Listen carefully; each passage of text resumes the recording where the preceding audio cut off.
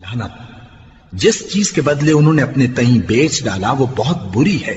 یعنی اس جلن سے کہ اللہ اپنے بندوں میں سے جس پر چاہتا ہے اپنی مہربانی سے نازل فرماتا ہے۔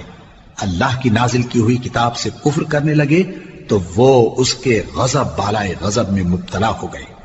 اور کافروں کے لیے ذلیل کرنے والا عذاب ہے۔ اور جب ان سے کہا جاتا ہے کہ جو کتاب اللہ نے اب نازل فرمائی ہے اس کو مانو، تو کہتے ہیں کہ جو کتاب ہم پر پہلے نازل ہو چکی ہے ہم تو اسی کو مانتے ہیں، یعنی یہ اس کے سوا اور کتاب کو نہیں مانتے،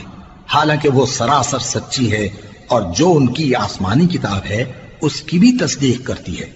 ان سے کہہ دو کہ اگر تم صاحب ایمان ہوتے تو اللہ کے پیغمبروں کو پہلے ہی کیوں قتل کیا کرتے تھے؟ اور موسیٰ تمہارے پاس کھلے ہوئے معجزات لے کر آئے، پھر تم ان کے کوہ طور پر جانے کے بعد بچڑے کو معبود بنا بیٹھے،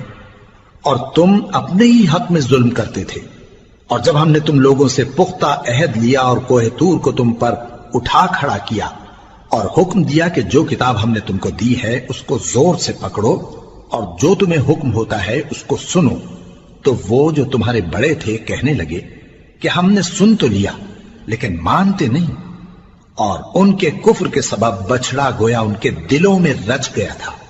اے پیغمبر ان سے کہہ دو کہ اگر تم مومن ہو تو تمہارا ایمان تم کو بری بات بتاتا ہے۔